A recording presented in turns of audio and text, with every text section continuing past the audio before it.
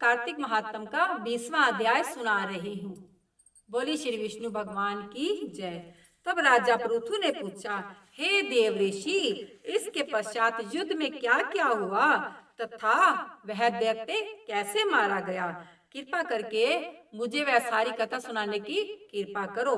नारद जी ने कहा, जब गिरजा वहां से अदृश्य हो गई और गंधर्वी माया भी विलीन हो गई, तब भगवान वृषध्वज चैतन्य हो गए।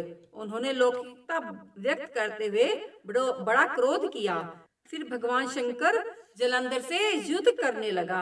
जलंधर शंकर के बाणों को काटने लगा, परंतु जब काट ना सका तो उसने माया की पार्वती बनाकर अपने रथ के पीछे बांध ली, जो कि विलाप कर रही थी। तब अपनी प्रिय पार्वती को इस तरह से कष्ट में पड़ा देखकर लौकिक लीला दिखाते हुए शंकर जी संसारिक जनों की तरह व्याकुल हो गए। उन्होंने अग्निपुंज की तरह भयंकर रौद्र रूप धारण कर लिया। उनके रौद्र रूप को देखकर कोई भी दैत्य उनके सामने खड़ा होने में समर्थ न हो सका। यहाँ तक कि शुभ निशुभ भी युद्ध में स्थित होने को समर्थ ना हो सके। जलंधर की सारी माया क्षण भर में ही नष्ट हो गई। युद्ध में चारों तरफ हाहाकार होने लग गया। शिवजी ने उन भागते हुए शुभ निशुभ को शाप देकर बड़े धिक्कार दी और कहा, तुम दोनों बड़े दुष्ट हो, तुमने बहुत बड़ा अपराध किया है। तुम पार्वती को मारते थे, अब युद्ध के भागते हो।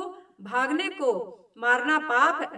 मारना पाप है, इसलिए अब मैं तुम्हें नहीं मारूंगा, परंतु गौरी तुम्हें अवश्य ही मारेगी। शिवजी के ऐसा कहने पर समुद्र पुत्र जलंधर क्रोध में अग्नि के समान प्रज्वलित हो उठे। उसने शिवजी पर घोर बाण की वर्षा करके धरती पर अंधकार कर दिया। उस दैत्य की ऐसी चेष्टा देखकर शंकर जी बड़े ही क्रोधित हुए तथा उन्होंने बनाए हुए सुदर्शन चक्र को चलाकर उस जलंधर का सिर काट दिया। एक प्रचंड शब्द के साथ उसका सिर धरती पर गिर पड़ा और भयंकर हाहाकार होने लगा। अजल पर्वत के समान उसके शरीर के 2 खंड हो गए। उसके रुधिर से संग्राम भूमि व्याप्त हो गई, सारी धरती विहल हो गई।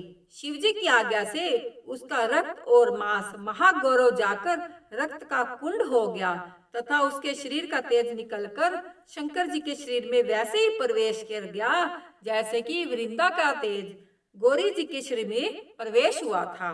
जलंधर का मरा हुआ देखकर देवता और गंधर्व सभी प्रसन्न हो गए।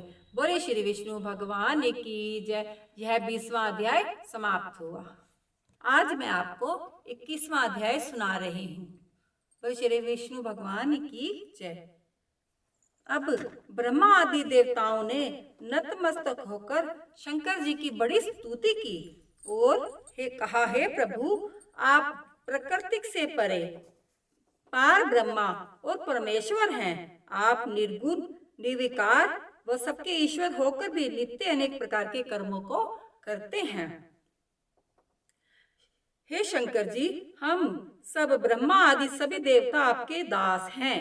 हे देवेश, हे शिव जी, आप प्रसन्न होकर हमारी रक्षा कीजिए।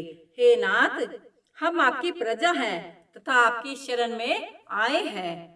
राजा पृथु से नारद जी ने कहा, जब इस प्रकार ब्रह्मा आदि सब देवताओं और मुनियों ने शिव जी की अनेक प्रकार से स्तुति करके उनके चरण कमलों का ध्यान किया, तब उसे सुन देवताओं को वर देकर शिव जी वहां से अंतर ध्यान हो गए। इसके पश्चात शिव जी का यश गाते हुए सभी देवता प्रसन्न होकर अपने अपने स्थान को चले गए।